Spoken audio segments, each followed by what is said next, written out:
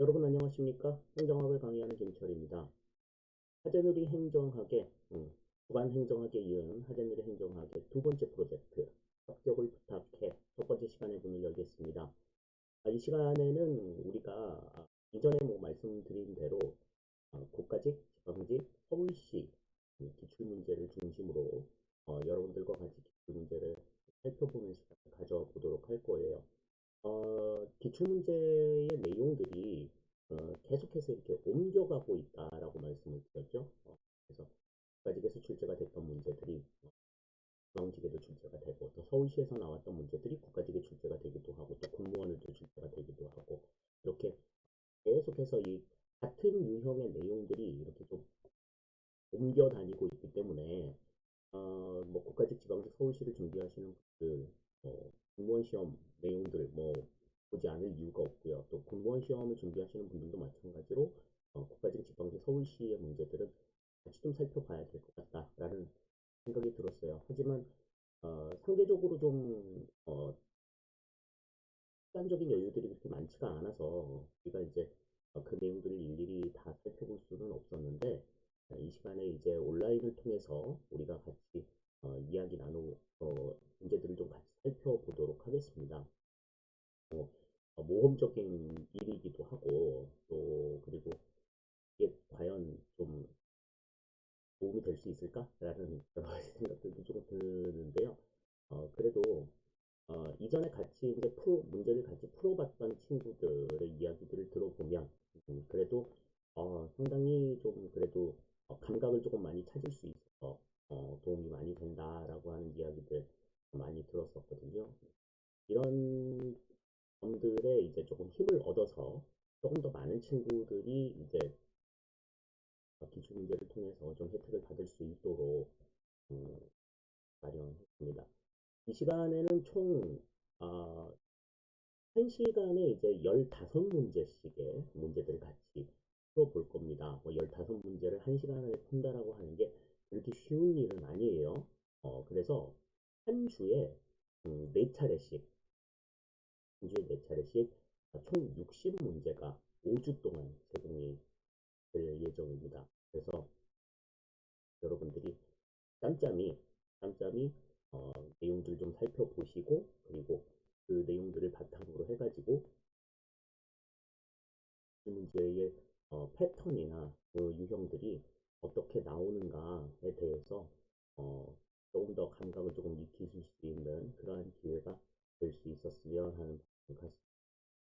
어, 자료는 이미 지금 하재누리 행정학 밴드를 통해서 오픈이 되어 있기 때문에 여러분들이 다운로드 받으셔서 활용을 하시면 되겠고요.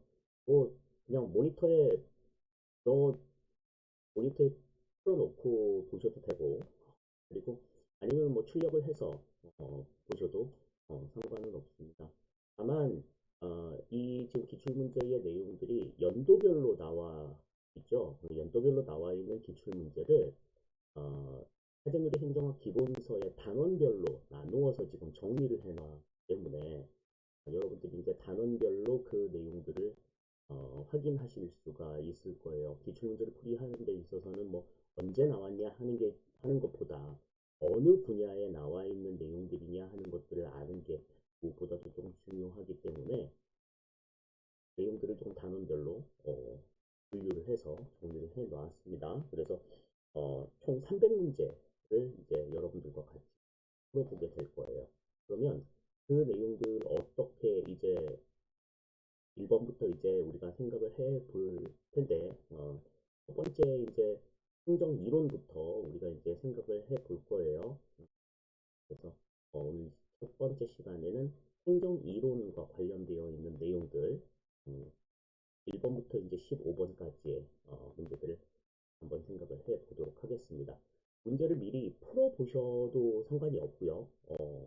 안 풀어보셔도 상관은 없겠습니다만은 가급적인 문제를 미리 풀고 우리 같이 만날 수 있었으면 좋겠다라는 생각을 가져요. 그러니까 여러분들이 이제 수업을 들으시기 전에 문제를 어느 정도 좀 풀어보시고 모르는 부분이나 이해가 안 되는 부분들에 대해서 체크해 놓으셨다가 이제 풀이 과정 설명을 들을 때에 해결을 조금 보시고, 그래도 만약에 해결이 잘 안 된다 하고 이해가 잘 안 된다 이렇게 생각이 되는 부분들이 있으면 사전제 행정학 오픈 채팅방을 통해서 여러분들 질문해 주시고, 또 뭐 밴드를 통해서 질문을 해 주셔도 좋고, 뭐 유튜브 채널을 통해서 질문을 해 주셔도 좋고, 뭐 어떠한 경로든지 관련된 내용들 질문해 주시면 하겠습니다.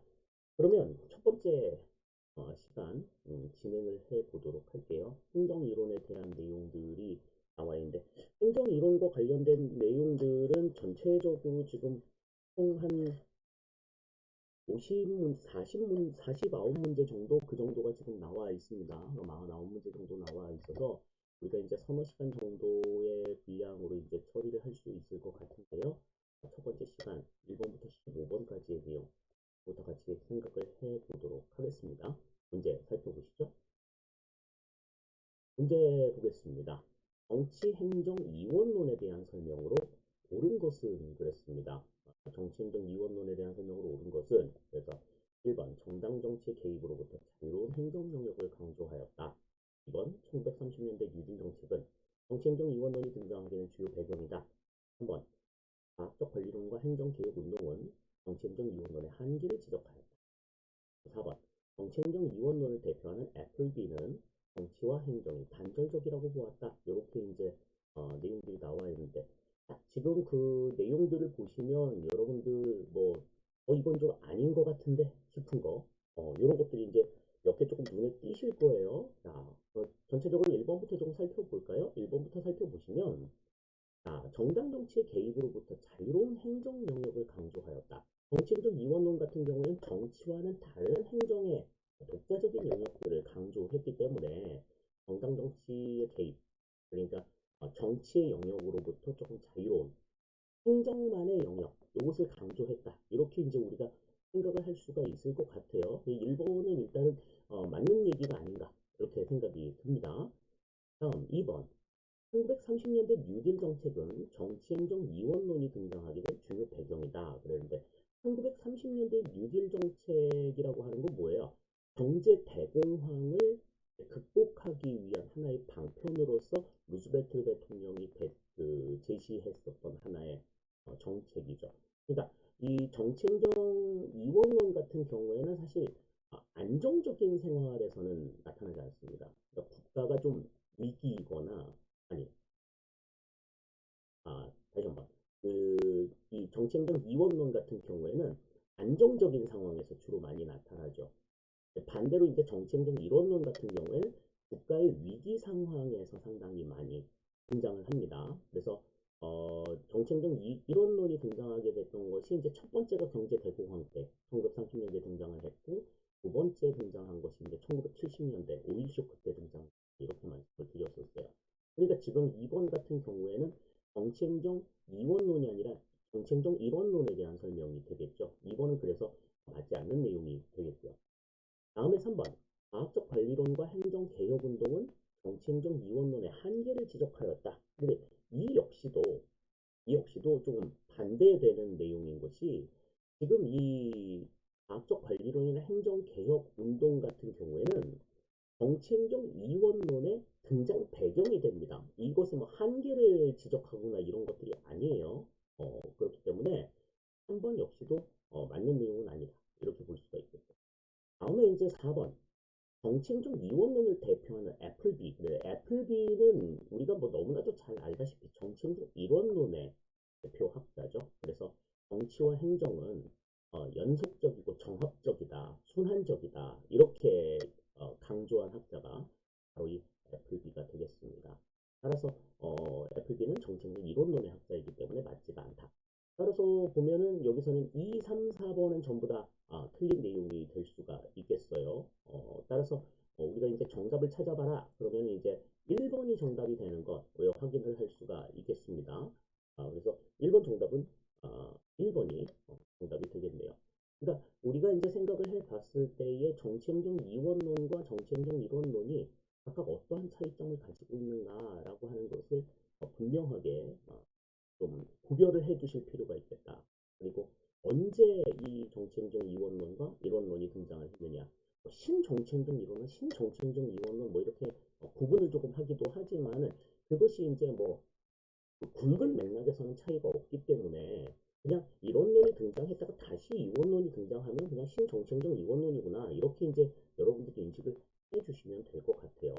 그렇게 좀 뭐 복잡하게 생각하지 마시고 간단하게 여러분들이 생각하실 수 있었으면 좋겠다 이런 생각을 갖게 됩니다. 예, 그렇게 정책적 이론론과 이원론에 대한 내용들은 좀 정리를 해 두시면 좋을 것 같아요. 자, 그러면 이제 2번 문제 살펴보도록 하겠습니다. 자, 2번 문제에서는 행정학의 접근 방법에 대한 내용이 나오거든요. 문제 같이 보시죠. 자, 2번입니다. 행정학의 접근 방법에 대한 설명으로 옳은 것은 그랬습니다. 이 행정학의 접근 방법은 여러 가지 접근 방법들이 나오는데 역시 이제 옳은 걸 골라라 그렇게 지금 이야기를 하고 있죠. 그러면 1번부터 살펴보겠습니다. 1번 법적 제도적 접근 방법은 개인이나 집단의 속성과 행태를 행정현상의 변수로 설명한다. 그랬는데, 자, 법적 제도적 접근 방법이라고 하면은 이제 이 행정을 진짜 말 그대로 법적 제도적인 차원에서 생각해 보고 있는 거. 어떠한 법령의 내용들을 가지고 있고 어떠한 제도를 통해서 행정이 이루어지느냐 요거를 이제 보는 건데 지금 여기에서는 개인이나 집단의 속성과 행태를 행정현상의 설명 변수로 규정한다. 그러니까 집단의 속성이나 행태를 바탕으로 해서 설명하는 내용이다. 이렇게 얘기하니까 이거는 맞는 내용이라고 보기는 좀 어렵죠. 어, 개인이나 집단의 속성, 행태 이런 것들을 중심으로 하고 있는 것은 행태론적 접근 방법에 대한 설명입니다. 따라서 1번은 옳은 내용이 아니다. 이렇게 우리가 생각할 수 있겠어요. 다음 2번 봅니다. 신제도주의 접근 방법에서는 제도를 공식적인 구조나 조직 등에 한정하지 않고 비공식적인 규범 등도 포함한다. 그랬습니다. 이게 이제 제도주의 접근 방법과 다른 신제도주의 접근 방법의 특징이라고 볼 수가 있죠. 그러니까 전통적인 고전적인 제도주의 접근 방법 같은 경우에는 그냥 제도 자체를 공식적인 구조나 제도 여기에 이제 한정을 지었었지만 신제도주의 접근 방법에서는 그것을 초월한 이제 비공식적인 영역까지들도 연구의 범주에 포함을 시켰기 때문에 고전적인 제도주의 접근 방법하고는 좀 차이가 있다. 요걸 이제 여러분들이 생각을 하실 수 있을 거예요. 그래서 우리가 이제 기억하기로는 이제 역사적 신제도주의, 사회학적 신제도주의, 다음에 합리적 경제학적 신제도주의, 뭐 이렇게 이제 세 가지로 구분이 되어 있다라고 하는 걸 생각을 할 수가 있겠죠. 자, 다음 3번. 후기 행태주의 접근 방법은 행정을 자연 문화적 환경과 관련하여 이해하면서 행정체제의 개방성을 강조한다 그랬는데 이 행정체제를 사회 문화적, 자연 문화적 환경과 관련해서 이해를 하면서 개방성을 강조했다. 환경과 관련해가지고 연관을 지었던 행정의 접근 방식은 대표적인 게 뭐가 있었어요? 그거는 생태주의라기보다는 생태론적 접근 방법이다. 이렇게 우리가 생각을 할 수가 있겠죠. 그러니까 행태주의 접근 방법까지는 그냥 내부에서 내부의 시스템이 어떻고 구성원들의 뭐 행동 양식이나 생각이 어떻고 이런 것들을 강조했었지만 생태론적 접근 방법은 그런 어떤 내부의 시스템을 뛰어넘는 네, 환경과의 관계 이런 것들을 이제 생각할 수 있다라고 하는 걸 우리가 이제 특징으로 생각하실 수가 있을 거예요. 네, 그래서 3번은 이제 생태론적 접근 방법에 대한 설명이다. 이렇게 우리가 생각을 할 수가 있겠고요. 다음에 이제 4번 툴민의 논변적 접근 방법은 환경을 포함하여 거시적인 관점에서 행정 현상을 분석하고 확실성을 지닌 법칙 발견을 강조하는데 이 툴민의 논변적 접근 방법이라고 하는 것은 어, 뭐 어떠한 현상에 대해서 찬성을 하든 반대를 하든 그 찬성과 반대에 대한 분명한 어떤 정당성을 확보하기 위한 하나의 어떤 그 논증 구조를 이야기를 해요. 그래서 행정 현상이나 뭐 이런 것들을 가치의 측면에서 연구했던 그러한 접근 방법이다. 이렇게 우리가 이해할 수 있겠습니다. 지금 보기에 나와 있는 시적인 관점에서 행정 현상을 분석하고 다음에 확실성을 지닌 법칙을 발견한다. 확실성을 가지고 있는 법칙을 발견한다라고 하는 것은 이거는 자연과학의 연구 방법이다. 우리 이렇게 생각을 할 수가 있어요. 그러니까 지금 뭐 톨빈이 얘기했던 논변적인 접근 방법과는 조금 거리가 있다. 이렇게 우리가 생각할 수 있겠습니다. 따라서 지금 이 2번 문제 같은 경우에는 정답이 이제 2번이 정답이 되는 걸 우리가 확인을 할 수가 있겠습니다. 나머지 이제 1, 3, 4번이 어떤 차이점을 가지고 있는가 하는 것도 여러분들이 같이 조금 정리를 해 두실 필요가 있어요.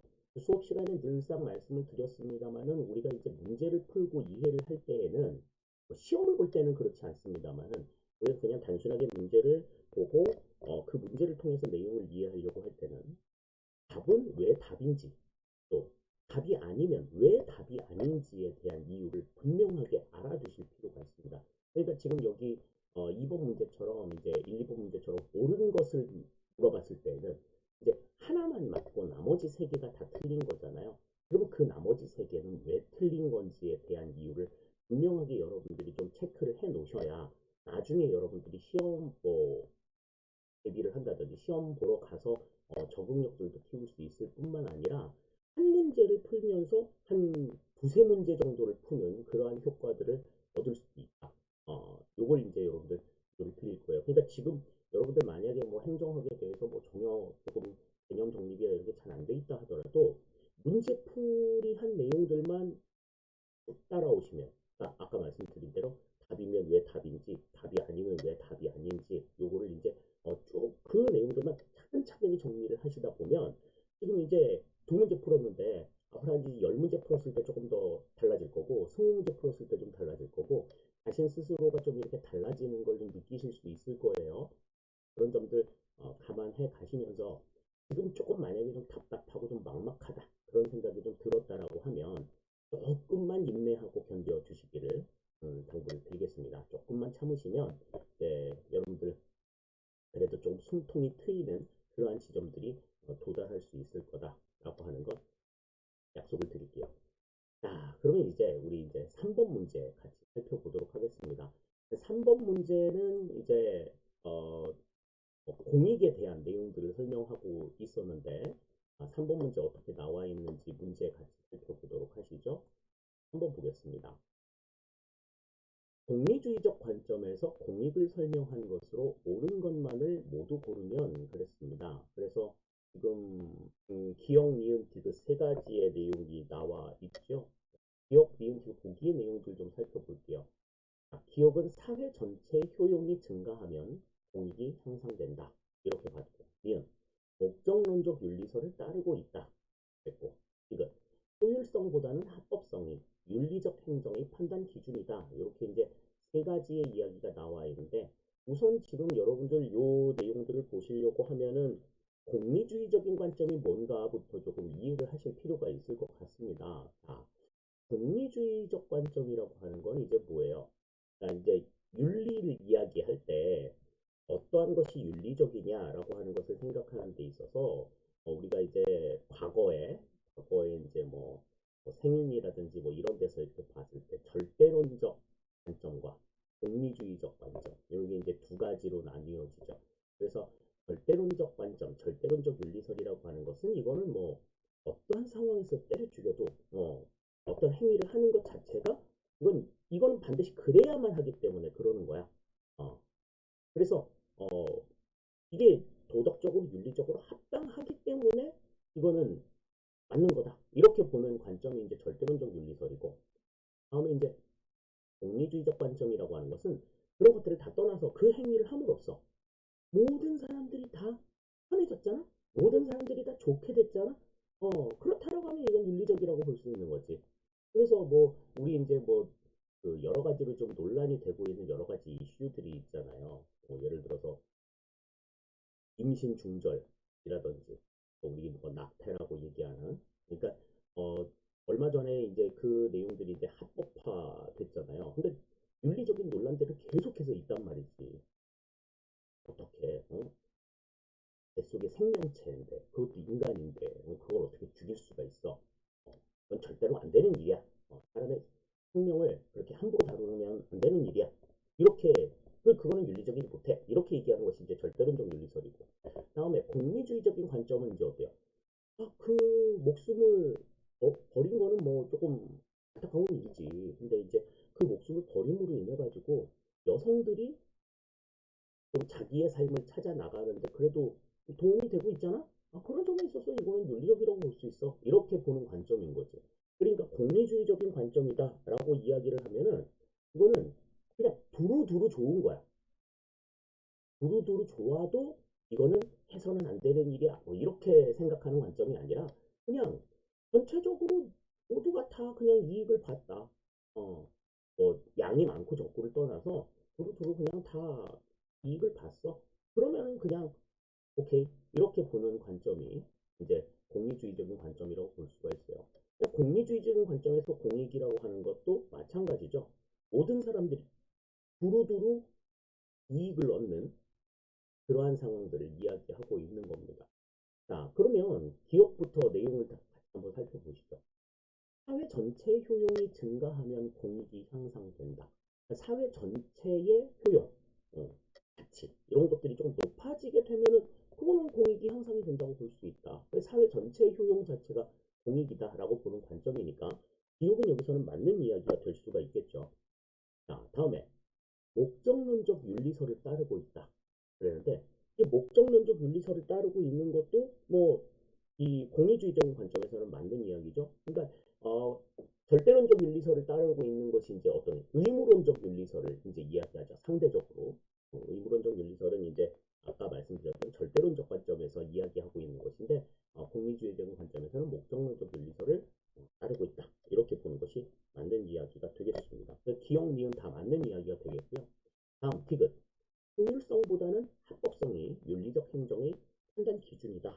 그랬는데 합법성이 윤리적 행정의 판단 기준인 거는 아까 얘기했던 절대론적 관점이고 의무론적 윤리서의 관점인 거고 공리주의적 관점에서는 합법성보다는 효율성이 윤리적 행정의 판단 기준이다. 효율적으로 뭐 두루두루 좋으면 되는 거 아니야? 이렇게 판단하는 거죠. 그래서 디귿은 여기서는 효율성과 합법성이 서로 이제 바뀌어 있어야지 맞는 이야기가 될 거예요. 따라서 3번의 정답은 이제 옳은 것만을 골라라 그랬으니까 기억, 니은을 얘기하고 있는 3번이 정답이 된다. 이렇게 우리가 생각을 할 수가 있겠습니다. 그래서 3번의 정답은 3번이 될 수가 있겠어요.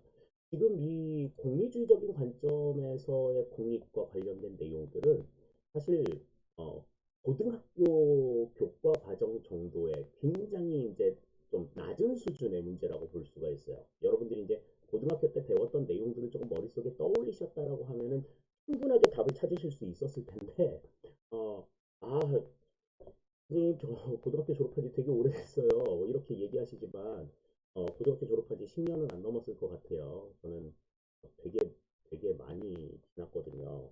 그런데도, 어, 알잖아. 그죠? 그러니까, 어, 한 번 배웠다고, 그냥 고등학교 때 배웠다고 끝. 이게 아니에요. 행정학도 마찬가지입니다. 지금 여러분들이 배워가지고 시험 본다고, 시험 보고 공무원 됐다고 끝. 이게 아니야. 계속해서 여러분들의 어떤 공무원 생활에 자리를 잡고 있을 거라는 거죠.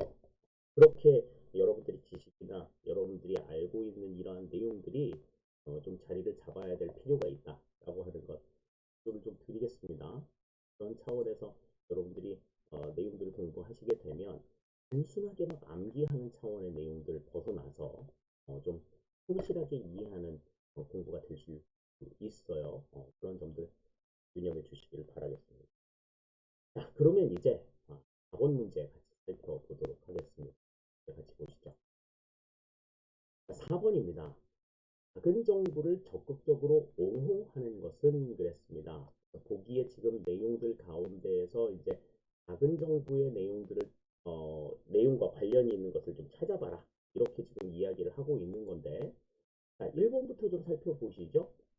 행정권 우월화를 인정하는 정치행정 이론론 그랬습니다. 이 정치행정 이론론이라고 하는 것은 정치와 행정을 정부에서 다 하는 거지. 쉽게 말해서 다 하는 거기 때문에 이거는 정부의 규모가 작아서는 이건 될 수 있는 일이 아니죠. 정부가 결정하는 일과 집행하는 일을 전부 다 하는 거야. 완전히 딱 고삐 잡고서 움직이는 거죠.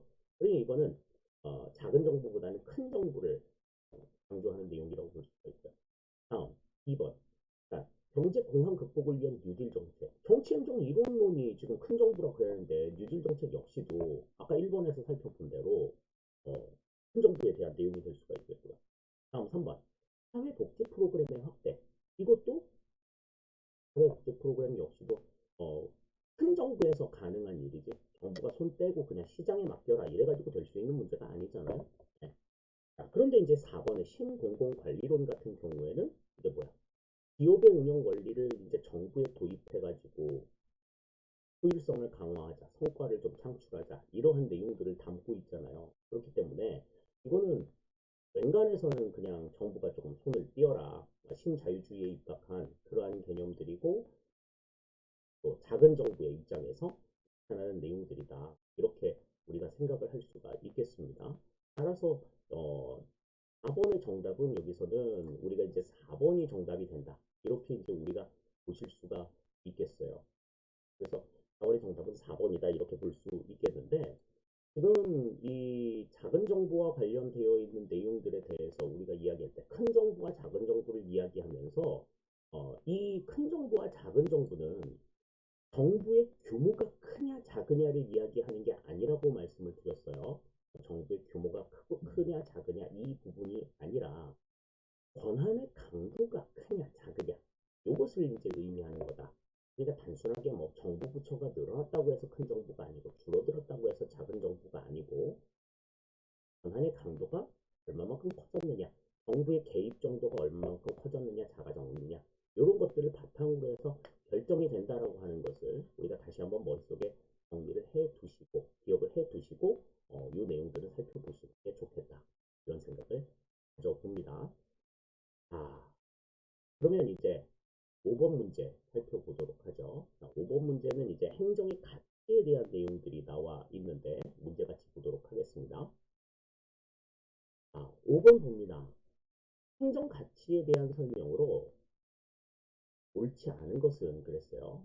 행정 가치에 대한 설명, 뭐 여러 가지가 있었죠. 우리가 행정의 가치에 대한 이야기를 봤을 때는 이제 뭐 가정설과 실체설이 가장 대표적인 내용들이었습니다. 또 공익에 대한 내용들이었죠. 공익에 대해서는 가정설과 실체설이 가장 대표적이었고 또 가치와 관련해가지고 이야기할 정의와 관련해가지고는 이제 뭐 롤스의 정의론이 가장 대표적이다. 그렇게 얘기했었고 또 자유와 평등, 형평성 이런 것들이 이제 본질적인 어떤 가치를 이룬다 이렇게 말씀을 드렸었는데 지금 그와 관련된 내용들을 이제 전반적으로 지금 다 보고 있는 거예요.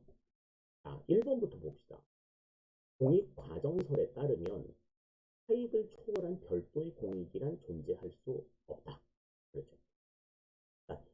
사익을 초월한 별도의 공익이 존재한다라고 보는 관점은 이거는 실체설의 개념입니다. 그렇죠? 그러니까 사익을 초월한 별도의 공익이 존재할 수 없다라고 보는 것은 가정설의 입장이다. 이거는 맞는 이야기가 되겠어요. 따라서 1번은 맞는 이야기가 되겠고 다음 2번 롤스는 사회 정의의 제1원리와 제2원리가 충돌할 경우 제1원리가 우선이라고 주장한다. 이 이야기는 다시 말해서 롤스의 원리 가운데에서 이제 1원리와 2원리 가운데 1원리가 먼저 충족이 되고 나서 2원리가 이루어져야 된다. 그러니까 2원리가 이루어지려고 하면 1원리, 첫 번째 원리가 일단은 충족이 되었다라고 하는 전제 아래에서 두 번째 원리가 적용이 되어야 된다라고 하는 이야기인 거죠. 그러니까 2번도 여기서는 맞는 이야기가 되겠습니다. 다음 3번. 파레토 최적 상태는 형평성 가치를 뒷받침하는 기준이다. 그랬는데 이 형평성이라고 하는 건 뭐예요? 모두에게 균등하게 이루어지는 상황들, 요거를 이제 이야기하는 관점인데 이 파레토 최적이라고 하는 건 뭡니까? 파레토 최적은 모든 사람들이 모두가 원하는 만큼의 자원 분배가 이루어진 이상적인 상태를 이야기하죠. 그렇기 때문에 이 파레토 최적 상태는 형평성의 가치라기보다는 효율성의 가치를 강조한다. 이렇게 우리가 생각을 할 수가 있겠어요. 따라서 파레토 최적 상태는 형평성의 가치가 아닌 효율성의 가치를 강조하는 뒷받침하는 기준이다. 이렇게 우리가 생각을 하시면 될 것 같고요. 다음 4번 근대 이후 합리성은 목표를 달성하는 수단과 관련된 개념이다. 그러니까 합리성의 원칙은 일단은 이 수단적인 가치에 해당이 된다. 이렇게 우리가 생각을 해 볼 수 있을 것 같습니다. 따라서 지금 5번의 정답은 여기서는 3번이 정답이 되겠죠. 파레토 최적 형태가 형평성이 아닌 효율성 가치를 뒷받침하는 기준이다라고 하는 거 우리가 다시 한번 생각을 해 두시면 좋을 것 같습니다. 자, 이렇게 해서 이제 5번은 3번이 정답이 된다. 이렇게 볼 수가 있겠어요. 자, 다음에 이제 6번 문제를 살펴봅니다. 6번 문제는 이제 우리 지난번에 얘기했었던 이 민간 투자와 관련된 공공 영역에 이제 뭐 사회 기반 시설에 대한 어떤 민간 자본의 투자 방법에 대한 내용들이 있었는데 거기에 대한 문제가 지금 나와 있죠. 문제 같이 살펴보도록 하겠습니다. 6번 보겠습니다. 민간 투자 사업자가 사회 기반 시설 준공과 동시에 해당 시설 소유권을 정부로 이전하는 대신 시설 관리 운영권을 획득하고 정부는 해당 시설을 임차 사용하여 약정 기간 임대료를 민간에게 지급하는 방식을 그랬어요.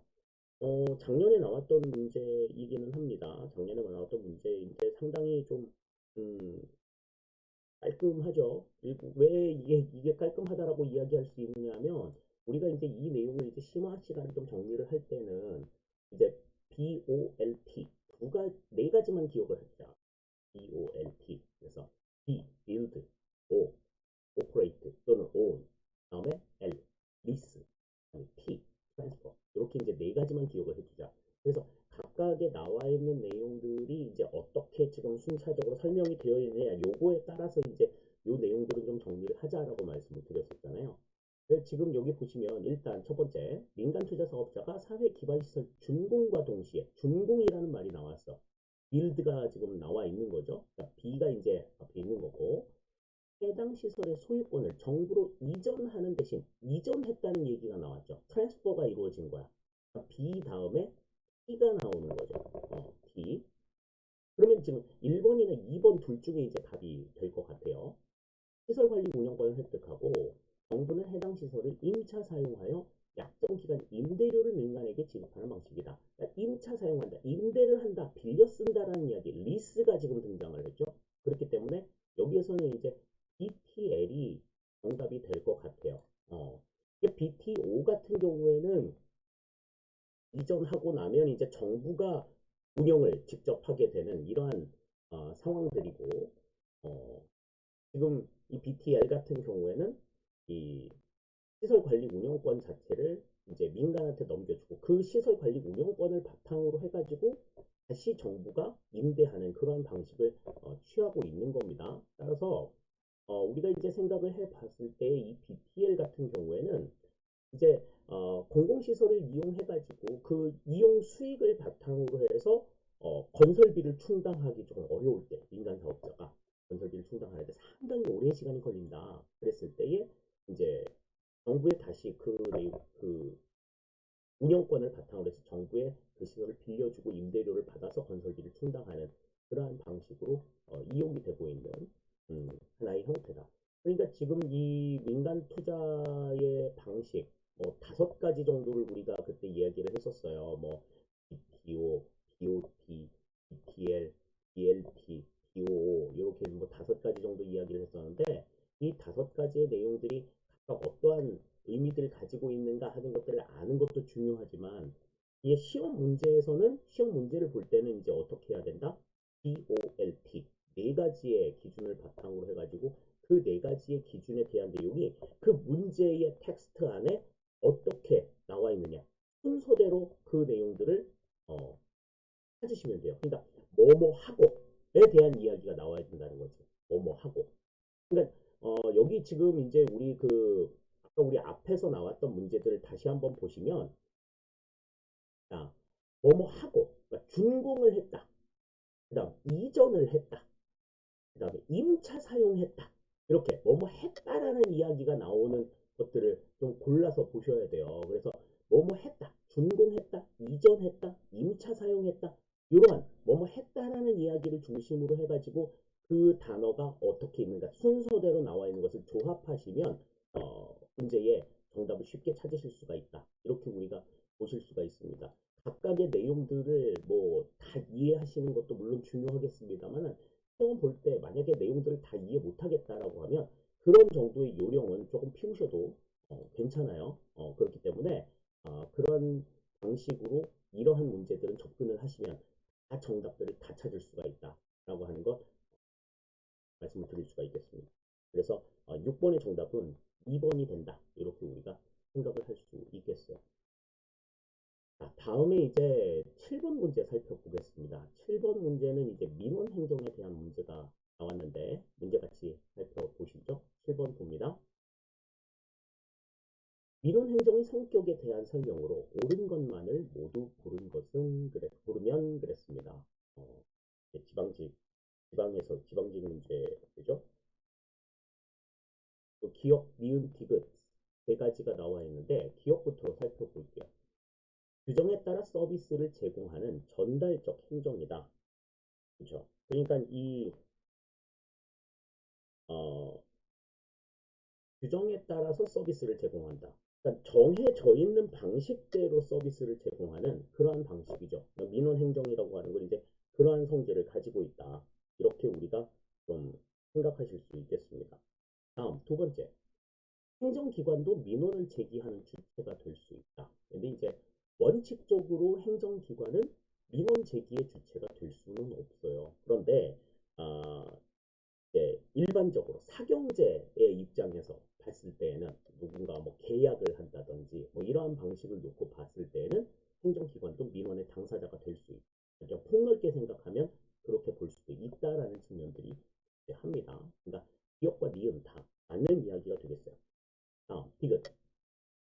행정구제수단으로 볼 수 없다. 그런데 이 행정구제라는 건 뭐예요? 잘못된 어떤 행정, 처분 이런 것들에 대해서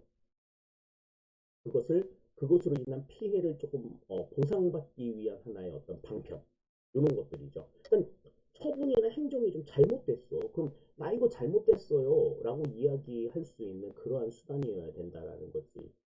행정구제수단이라는 건 그런 맥락에서 좀 생각을 해보시면 될 것 같습니다. 그렇다라고 하면 행정구제수단으로 볼 수 있냐? 민원행정. 민원행정은 가장 1차적인 행정구제수단이죠. 거기에 이제 행정통제의 수단으로서도 작용을 할 수 있다. 그런 점에 있어서 이 민원행정은 행정구제수단으로 충분히 볼 수 있는 그러한 여지들이 있다. 이렇게 볼 수가 있겠습니다. 따라서 지금 기역, 니은, 디귿 가운데에서 옳은 것은 기역, 니은 두 가지가 되겠죠. 따라서 기역, 니은 두 가지를 담고 있는 3번이 정답이 된다. 이렇게 우리가 생각을 하실 수 있겠습니다. 정답 3번이 되는 것 확인을 좀 해 두시죠. 다음 8번 문제 보겠습니다. 8번 문제는 이제 가외성에 대한 문제예요. 이 가외성에 대한 문제는 시험에서 행정에 대한 내용들을 이야기할 때 항상 등장하는 내용이다. 또 행정에서만 등장하는 내용이기 때문에 우리가 반드시 좀 알아둬야 된다라는 말씀을 드렸었는데 자, 가외성에 대한 설명으로 가장 옳지 않은 것은 그랬습니다. 서울시의 문제에서 지금 나와 있는 내용인데요. 1번부터 살펴보죠.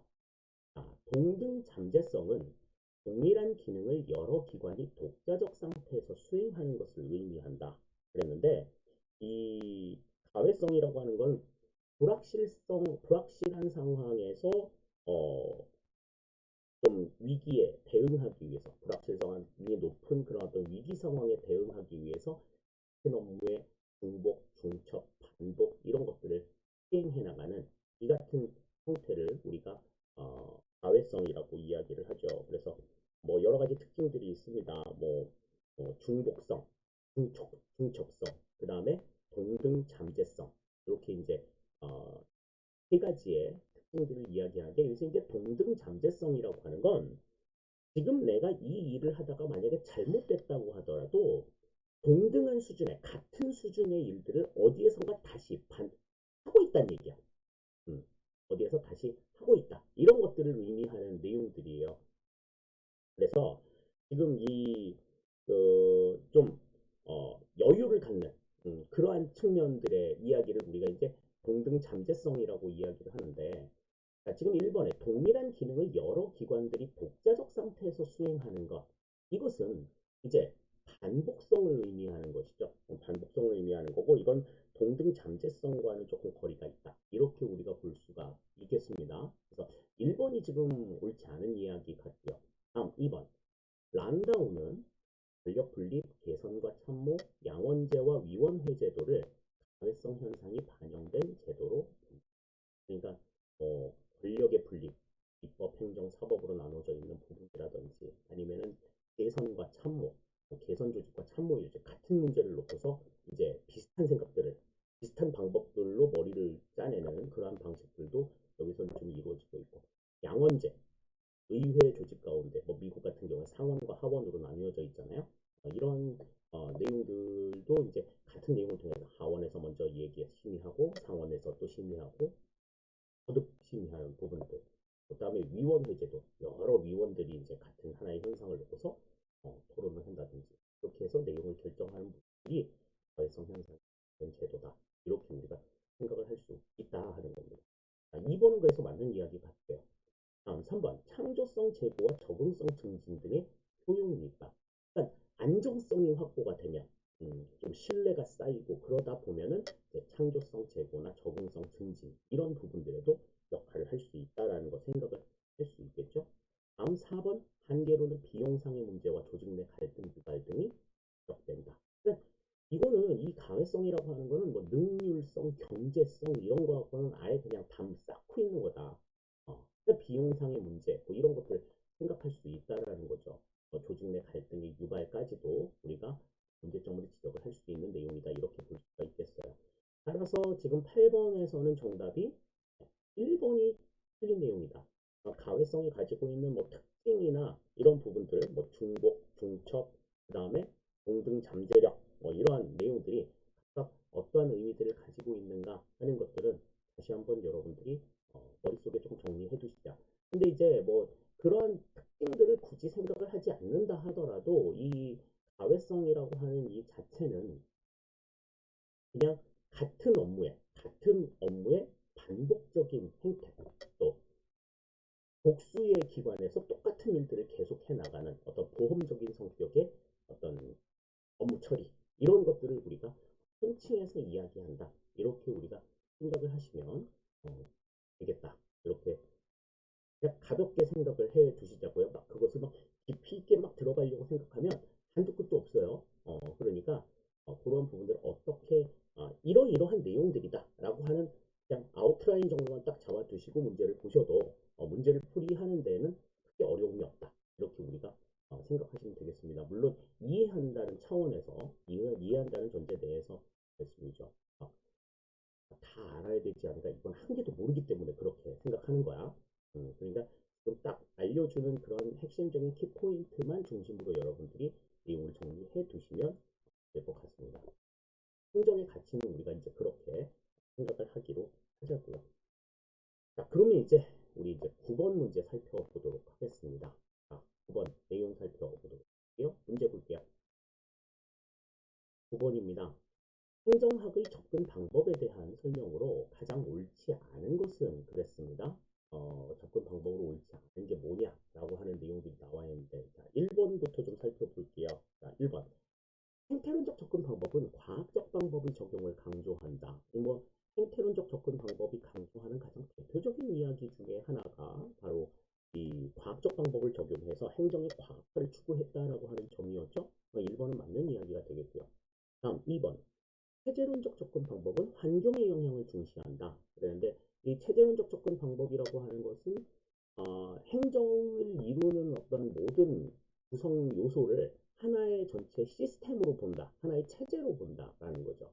그러니까 뭐 행태도 중요하고 환경도 중요하고 뭐 조직 내부의 어떤 구조나 뭐 이런 것들도 다 중요한데 그런 모든 요소들이 두루두루 얽혀가지고 하나의 시스템을 이루고 있다라고 하는 개념이에요. 그렇기 때문에 체계론적 접근 방법도 환경의 영향을 중시한다.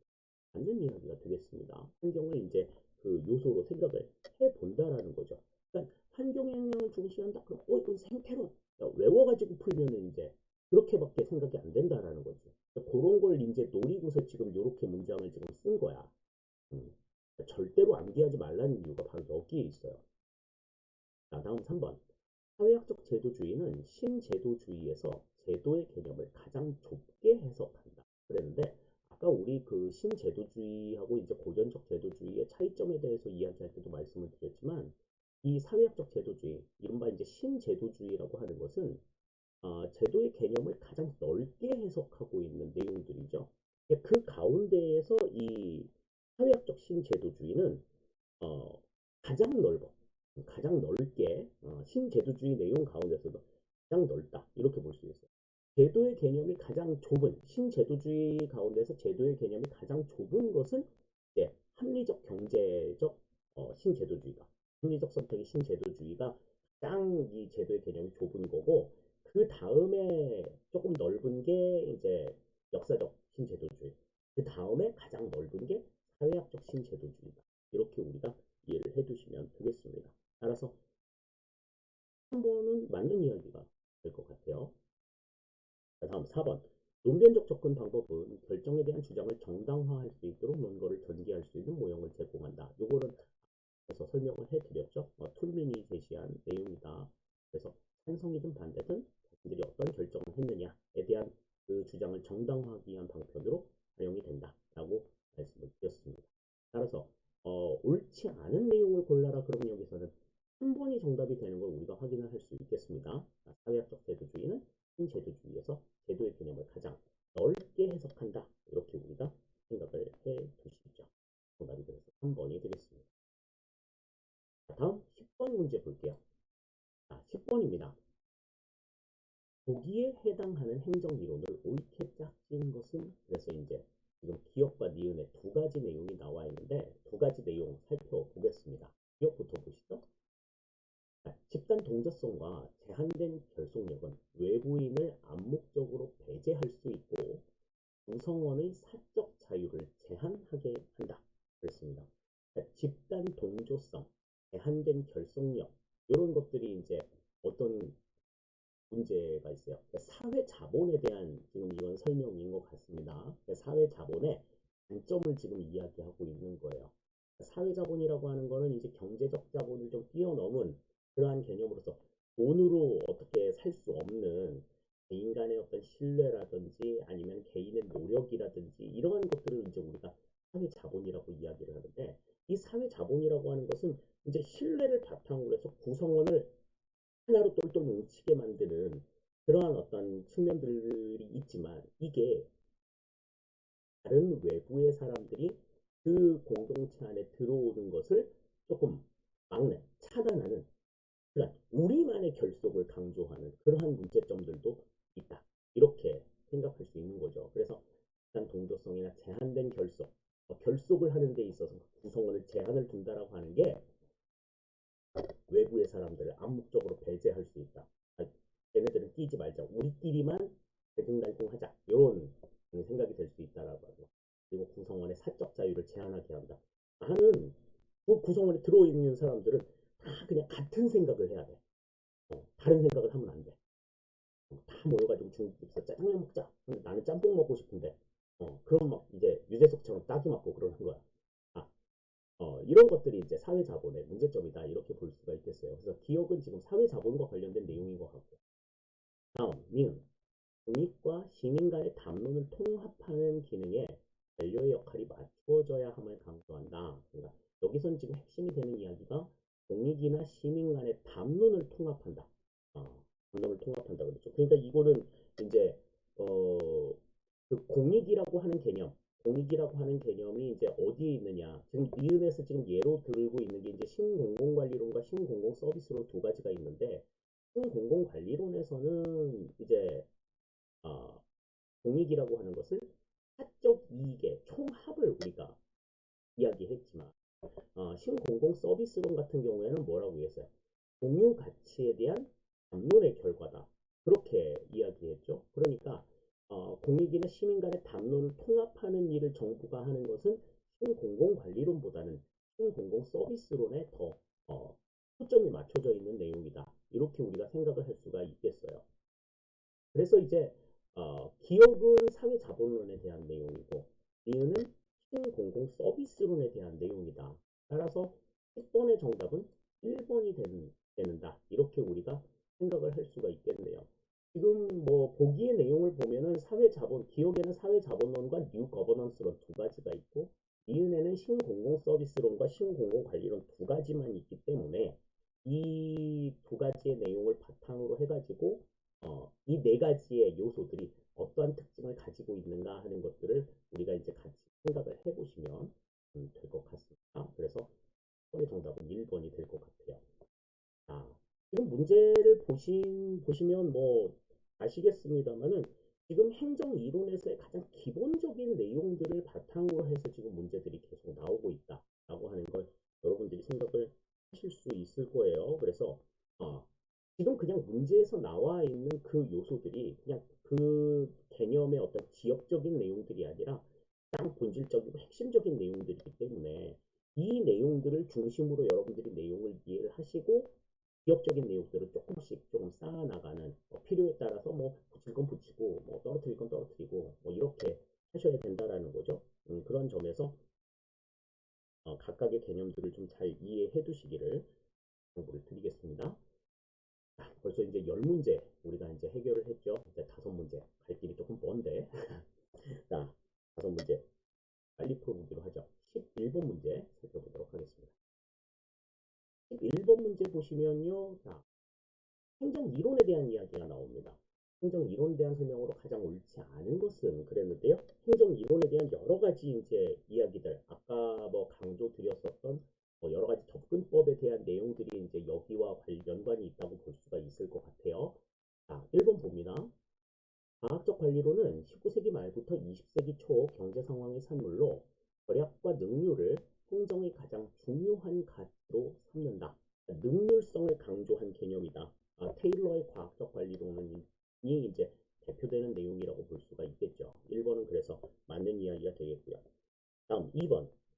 생태주의는 객관성을 유지하기 위해 연구에서 가치와 사실을 명백히 구분하고 가치 중립성을 지킨다. 그러니까 가치 중립성을 지킨다라고 하는 얘기는 뭐야? 가치는 배제하고 사실만 본다는 얘기야. 가치와 사실을 구분해 놓고 가치는 제껴놓고 가치는 어떻게 됐든 상관없어. 그냥 사실만 연구 대상으로 봤다라는 이야기죠. 이 2번도 맞는 이야기가 되겠습니다. 그 다음 3번. 체제 이론은 체제의 부분적인 특성이나 구체적인 행태 측면에 관심을 갖는 미시적 접근법을 사용한다. 그런데 이 체제 이론은 아까도 말씀을 드렸지만 미시적인 방법이 아니에요. 굉장히 거시적인 방법입니다. 그러니까 이 체제 자체, 그 조막조막 구성들이 전부 다 모여 있는 그 전체 하나의 시스템과 환경과 어떻게 상호작용을 하느냐, 좀 큰 그림을 놓고 보는 거지. 그래서 뭐 행태주의라든지 뭐 여러 가지 뭐 인간관계론이라든지 이런 것들은 전부 다 그 조막조막한 구성 요소들을 보는데 반해서 체제 이론이라고 하는 건 조금 더 크게 본다라고 하는 점에 있어서 거시적인 방법이다. 이렇게 우리가 생각을 할 수 있어요. 그렇기 때문에 3번은 여기서는 좀 틀린 이야기 같고요. 다음 4번. 신행정론은 규범성, 문제 지향성, 처방성을 강조한다. 신행정론 같은 경우는 뭐 나중에 뭐 이야기할 기회가 있겠습니다만 실성과 실천을 바탕으로 해서 실증주의에 얽매여 있는 뭐 행태주의의 내용들을 정면으로 반박을 하고 반실증적인 내용들. 그러니까 지금 당장에 우리가 필요한 것이 뭐냐? 해결을 하기 위해서 당장 필요한 게 뭐냐? 여기에 대한 관점들을 좀 강조한 내용이라고 볼 수가 있어요. 그래서 규범성, 문제 지향성, 처방성 이것을 특징으로 한다 이렇게 생각할 수 있겠습니다. 따라서 지금 4번은 맞는 이야기고요. 그래서 11번에는 지금 틀린 내용이 3번이 틀린 내용이다 이렇게 우리가 생각을 할 수가 있겠죠. 정답 그래서 이제 3번이 되겠는데 이게 행정 이론과 관련된 또 특히 이제 행정의 접근 방법과 관련된 내용들에 대해서는 각각의 접근 방법이 어떠한 특징을 가지고 있고 또 어떠한 장단점을 가지고 있느냐에 대한 내용들을 좀 유심히 정리를 좀 해주실 필요가 있습니다. 지금 본 11번 문제 같은 경우에는 각각의 접근 방법들을 전부 다 복합적으로 한 문제로 지금 낸 내용들이잖아요. 그러니까 전체적으로 내용들을 다 이해를 해야지만 풀 수 있는 내용들이기 때문에 각각의 접근 방법들이나 이론들의 특징, 장단점 이런 것들을 분명하게 여러분들이 좀 이해해두고 정리를 해두자라고 하는 거 드리겠습니다. 12번 문제 살펴보도록 할게요. 공익에 대한 내용이 나왔는데 앞에서도 한번 언급이 된 바가 있죠? 문제 살펴보겠습니다. 12번입니다. 공익에 대한 설명으로 옳은 것은 그랬어요. 아까 이제 공익 그러면 이제 가장 먼저 뭐 생각하라고 얘기했어? 그 실체설과 과정설 이거 제일 먼저 생각해야 된다. 그렇게 이야기했었는데 지금 사실 이 문제 같은 경우에는 실체설과 과정설에 대한 언급은 그렇게 많지 않아요. 그러니까 많지 않고 법령상에서 공익이 어떻게 지금 이야기되고 있느냐에 대한 것들을 좀 중심으로 이야기하고 있는데 1번부터 봅니다.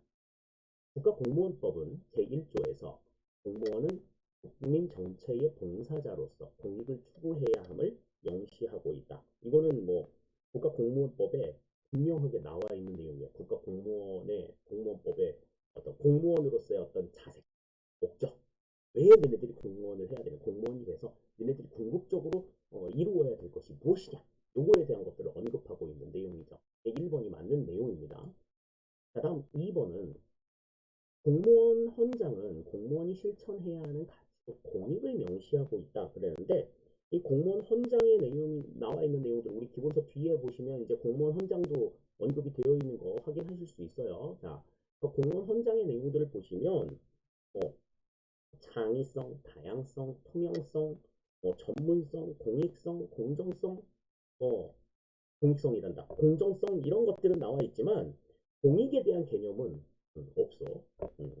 공익에 대한 개념은 나타나 있지 않습니다. 그렇기 때문에 좀 그럴듯해 보이지. 모르면 좀 그럴듯해 보이는데 2번은 일단은 해당이 안 돼요. 다음 3번.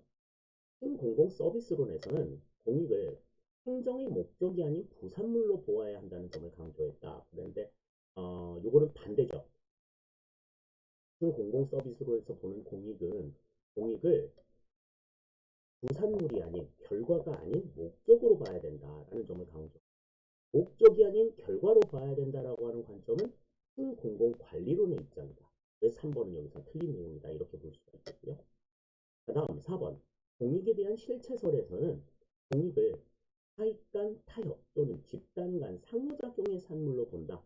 그랬는데 아까 말씀드렸지만 실체설이라고 하는 건 사익과 구분된 별도의 공익이라고 하는 존재가 존재해서 공익과 사익의 갈등, 충돌 이런 것들은 존재하지 않는다. 이렇게 얘기했었죠. 그러니까 지금 공익을 사익 간 타협 또는 집단 간 상호작용의 산물로 본다라고 하는 관점은 공익에 대한 가정설의 입장이다. 이렇게 볼 수가 있겠어요.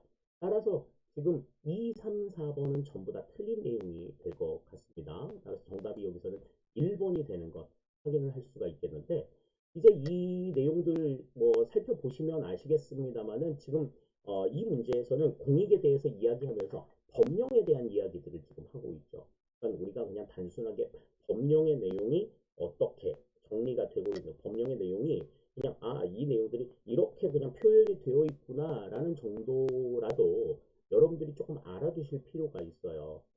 그래서 우리 그 교재 뒷부분에 나와 있는 그 법령 내용 정리와 관련된 것들 그거라도 좀 확실하게 여러분들이 조금 읽어두고 숙지를 좀 해두실 필요가 있습니다. 암기까지는 필요가 없어요. 숙지해 두실 필요가 있다. 그러니까 이런 법령의 내용에서 이렇게 표현이 되어 있구나라고 하는 걸 아는 것만으로도 상당히 여러분들 좀 도움이 많이 될 거다. 이렇게 생각하실 수 있겠습니다. 이렇게 해서 이제 우리 12번 문제까지 살펴봤습니다. 다음 이제 13번 문제를 볼 텐데요.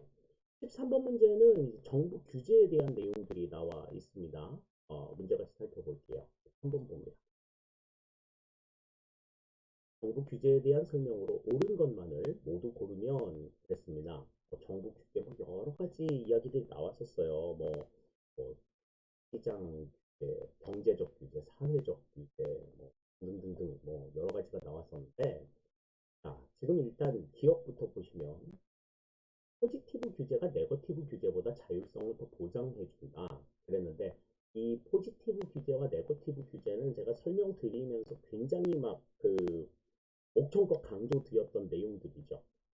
규제의 속성이 포지티브하고 규제의 속성이 네거티브해서 포지티브 규제, 네거티브 규제가 아니라 규제를 하는 내용이 포지티브한 거고 규제를 하는 내용이 네거티브한 거여서 포지티브 규제, 네거티브 규제다. 그렇게 말씀을 드렸었죠. 그러니까 포지티브 규제라는 건 말하자면 할 수 있는 걸 규정해 놓은 거야. 할 수 있는 걸 규정해 놓고 나머지는 다 하지 마.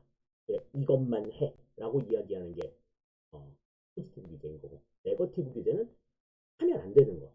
그걸 정해놓은 거야. 그러니까 하면 안 되는 것만 딱 정해놓고 이것만 하지 말고 나머지는 다 해. 이 내용이라고 그랬죠. 그러니까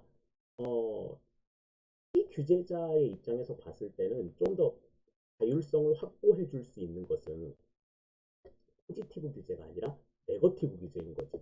그것만 안 하면 돼. 나머지 다 해도 돼. 근데 포지티브 규제는 요것만 해야 돼.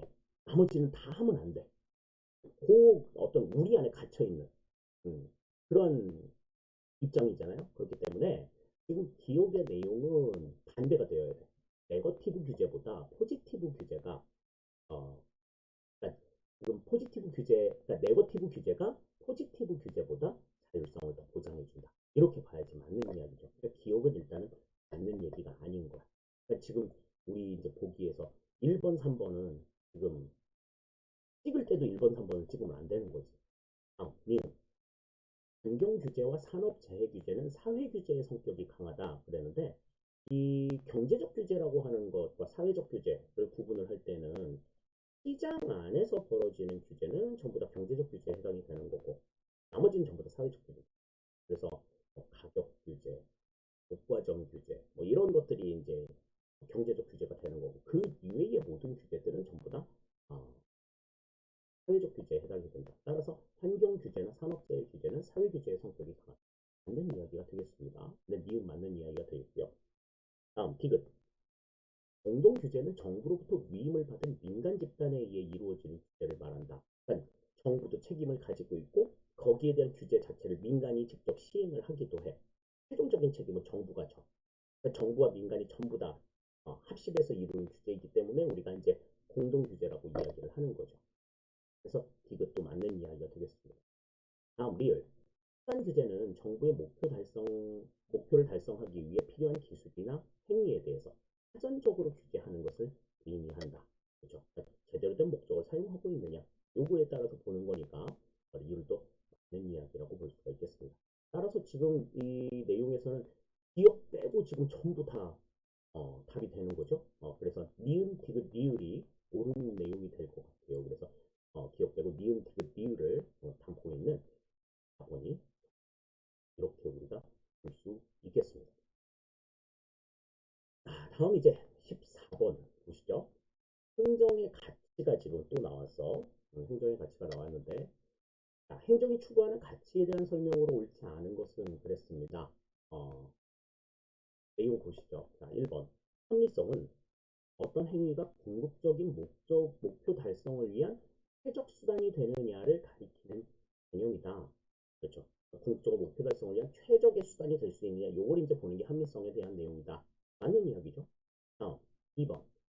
효과성은 투입 대비 산출의 비율을, 능률성은 목표의 달성도를 나타내는 개념이다. 그런데 효과성은 투입 대비 산출의 비율? 자, 투입 대비 산출의 비율을 나타내는 건 뭐라고 얘기했어? 효율성이라고 얘기했죠.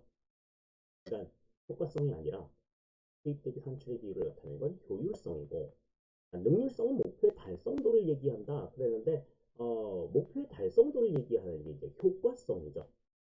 효과성.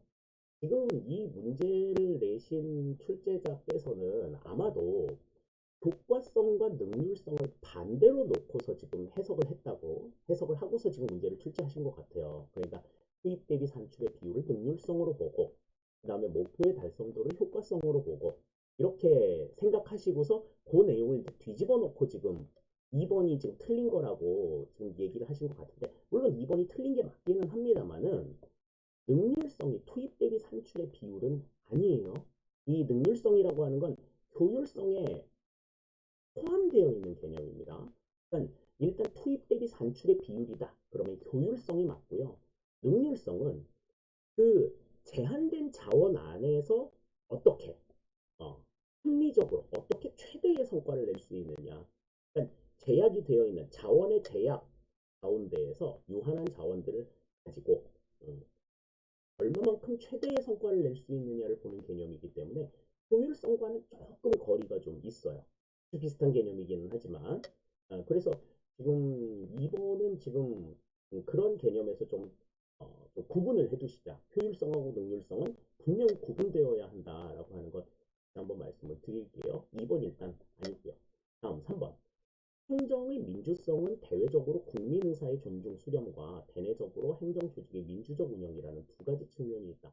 일단 이 민주성의 개념이 나왔을 때는 일단 참여를 좀 생각해야 된다. 계속해서 강조 있습니다. 그 부분들 좀 생각하셔도 되겠고요. 다음 4번. 수평적 형평성이란 동등한 것을 동등하게 취급하는 것, 수직적 형평성이란 동등하지 않은 것을 서로 다르게 취급하는 것을 의미한다. 이것도 이제 맞는 이야기라고 볼 수 있겠죠. 따라서 지금 이 14번에 있어서는 정답이 이제 2번이 정답이 된다. 효과성, 효율성, 능률성 각각의 개념들이 이제 어떻게 차이가 있는가 하는 것들을 좀 정리해 두실 필요가 있습니다. 그 사전적인 의미의 개념들, 그 수단적 가치에 대해서는 수단적 가치의 사전적 의미에 대해서는 좀 분명하게 여러분들이 개념을 좀 정립을 해 두시고 내용들을 좀 보실 필요가 있어요. 우리가 흔히 뭐 효과성, 효율성, 뭐 경제성, 뭐 생산성 그냥 비슷비슷하게 그냥 개념 잡고서 이야기하잖아요. 말할 때도 그렇고 그렇게 이야기하는데 사실 조금 분명하게 좀 개념들을 좀 잡아둘 필요가 있다라고 하는 걸 다시 한번 강조를 드리겠습니다. 그래야지만 여러분들이 지금 개념을 좀 불편하더라도 좀 확실하게 잡아놓고서 내용을 이해하셔야 나중에 이제 여러분들이 좀 편하게 내용들을 좀 보실 수가 있어요. 그러니까 조금 불편한 그런 점들이 있다 하더라도 뭐다 비슷한 거지 그렇게 생각하고 그냥 넘어갈 수도 있는 거지만 분명하게 효율성과 능률성의 차이, 효과성은 또 어떻게 다른가, 또 경제성, 생산성은 또 어떤 의미들을 가지고 있는가 하는 것들을 여러분들이 좀 머릿속에 좀 잘 좀 정돈해 두실 필요가 있을 거다. 강조를 좀 드리겠습니다. 이렇게 그 문제 나와 있는 것처럼 능률성과 효율성 혼동하고 이러면 곤란해요. 여러분들은 저렇게 무지몽매한 교수님이 되지는 맙시다. 자, 이제 마지막 15번 문제 살펴볼게요. 15번 문제는 이제 신행정학에 대한 내용인데 아까 앞에서도 신행정학에 대한 내용들은 우리가 한번 살펴본 바가 있었잖아요. 그 신행정학에 대한 내용들 마무리 정리하면서 이 시간 마무리를 짓도록 하겠습니다. 마지막 문제 15번 볼게요. 15번입니다. 미국에서 등장한 행정이론인 신행정학에 대한 설명으로 옳지 않은 것은 그랬습니다. 신행정학이 가지고 있는 그러한 내용들, 또 미국에서 이 신행정학이 어떻게 등장했는가 하는 것에 대한 이야기들이 이제 지금 나와 있는데 1번 보죠. 신행정학은 미국의 사회문제 해결을 촉구한 반면 발전행정은 제3세기의 근대화 지원에 기여하였다. 그렇죠. 일단 이 1번의 내용들은 맞는 이야기입니다. 사회문제 해결, 아까 문제 해결, 처방성 이런 거 강조한다고 얘기했잖아요. 다음에 발전행정이라고 하는 건 뭐예요? 후진국들의 수준을 조금 더 높이기 위한 그러한 행정으로서 국가의 역할을 강조했기 때문에 제3세계, 특히 이제 신생 독립국들, 2차 세계대전 이후에 신생 독립국들의 근대화 지원에 기여했다.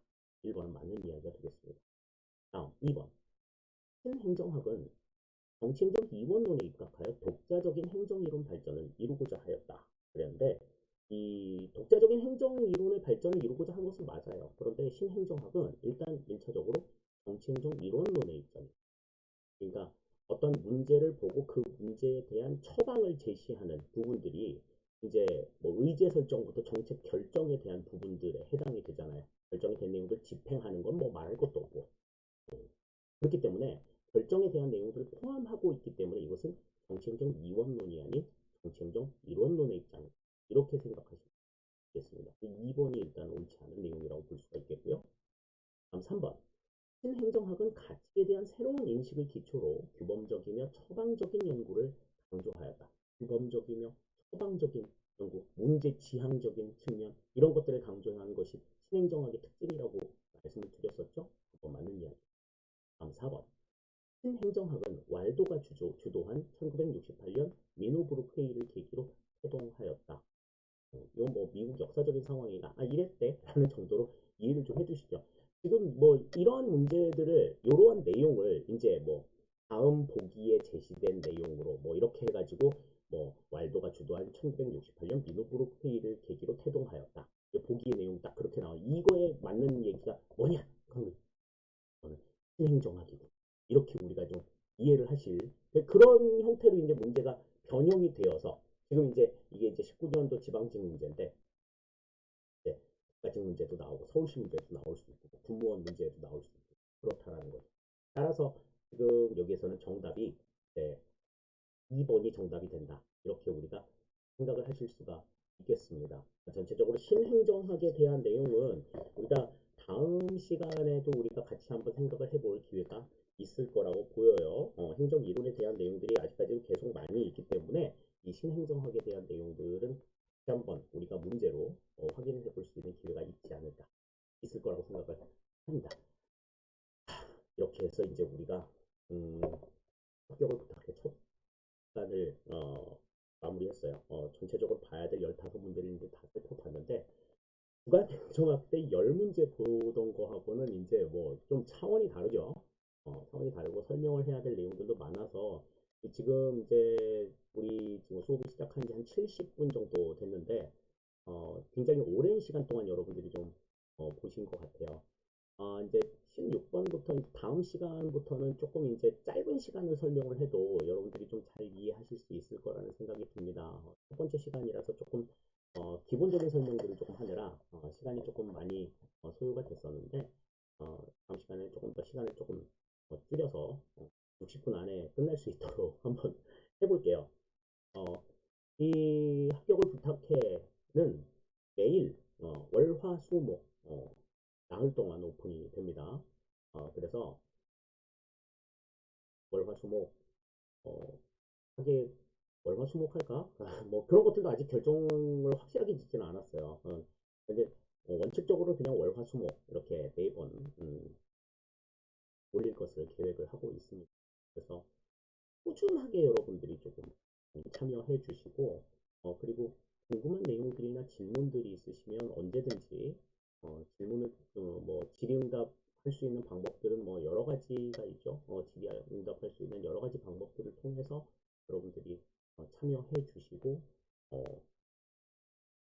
문제 뭐 궁금증들 해결을 받아 가시면 좋겠습니다. 다만 이제 질문 같은 것들을 하실 때 그냥 단순하게 내용을 띵 보고 뭐 이건 아니지 않나? 그럼 이건 아니지 않아요? 뭐 이런 식으로 물어보는 내용이 아니라 이 문제에 보면 요러한 내용들이 나와 있는데 요 부분이 요래서 이해가 안 된다라든지 어떤 부분하고 뭐 맞지가 않는다라든지 이렇게 조금 상세하게 설명을 해 주셔야 제가 내용들을 봤을 때 이 친구가 뭐가 어떻게 해서 뭐를 모르는구나 또 어떤 방식으로 공부를 해서 지금 이렇게 답답함을 느끼는 거구나 라는 걸 분명하게 알 수가 있어요. 그냥 단순하게 그냥 우리 그냥 텔레비전 보다가 야 제가 몇 살이래 뭐 이렇게 물어보는 그런 정도의 가벼운 이야기를 가지고서는 뭐 질문을 한 의도부터 시작해가지고 이런 것들을 알기가 조금 어렵습니다. 저도 사람이거든요. 그러니까 그런 점들 이해를 해주시고 궁금한 부분들이 뭐다라고 하는 걸 아주 적나라하게 표현해 주셔야 답을 굉장히 명쾌하게 얻으실 수 있다고 하는 거 강조를 드리겠습니다. 부탁의 말씀을 드릴게요. 그래서 질문은 조금 많이 자주 해주실 것을 드리겠습니다. 네, 마무리를 할 시간입니다. 마쳐야 될 시간입니다. 여러분들 긴 시간 동안 문제 보시느라고 수고 많으셨고요. 다음 시간에 우리가 이제 행정이론 이어서 계속해서 문제 살펴보도록 할게요. 우리가 살펴볼 수 있는 한 최대한의 노력을 다해서 합격 그날까지 최선을 다하는 모습 보여주도록 합시다. 그래야 여러분들을 지켜보고 있는 많은 사람들 어, 응원의 시선으로 보는 사람들도 있을 거고 뭐 시기와 질투 어린 그런 시선으로 보는 사람들도 있을 거고 뭐처럼 이렇게 좀 안 좋게 보는 사람들도 있을 거고 여러 가지 뭐 사람들이 있겠지만 그 모든 사람들에게 자신 있게 여러분들의 모습을 보여 보여줄 수 있는 법은 여러분들이 순간순간 최선을 다하는